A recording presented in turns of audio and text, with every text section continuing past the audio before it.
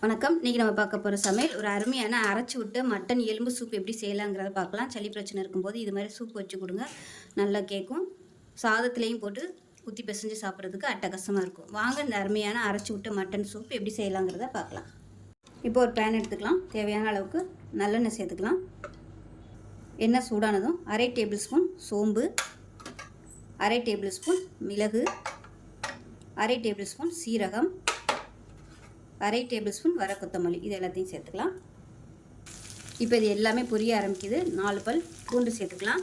சின்னதாக கட் பண்ண இஞ்சி ஒரு 6-7 துண்டு சேர்த்துக்கலாம். இது கூடவே இப்போ 10 சின்ன வெங்காயம் முழுசாக அப்படியே சேர்த்துக்கலாம்.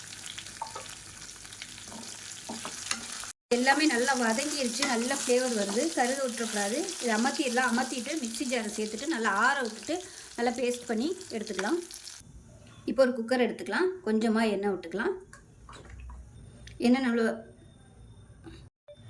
எண்ணெய் நல்லா சூடாயிருச்சு. 1 டீஸ்பூன் சோம்பு, பட்டை, கிராம்பு, கல்பாசி எல்லாம் சேர்த்துக்கலாம்.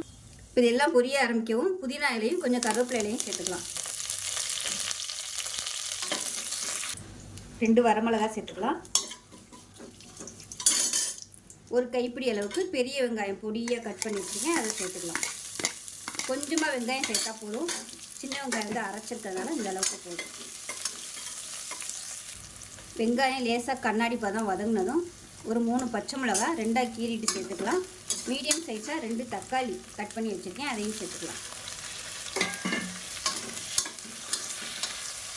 தேவையான அளவுக்கு உப்பு சேர்த்துக்கலாம். மஞ்சள்தூள் நல்லா ஒரு 1.5 டீஸ்பூன் அளவுக்கு சேர்த்துக்கலாம். சூப்புக்கு மஞ்சள்தூள் வந்து அதிகமாக சேர்த்திங்கன்னா தான் நல்லது.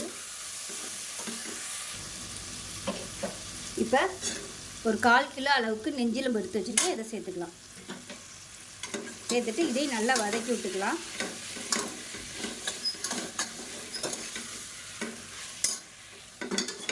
இப்போ மட்டன் நல்லா வதக்கியாச்சு. இப்போ நம்ம அரைச்சி வச்சுருக்கிற இந்த பேஸ்ட்டை சேர்த்துக்கலாம்.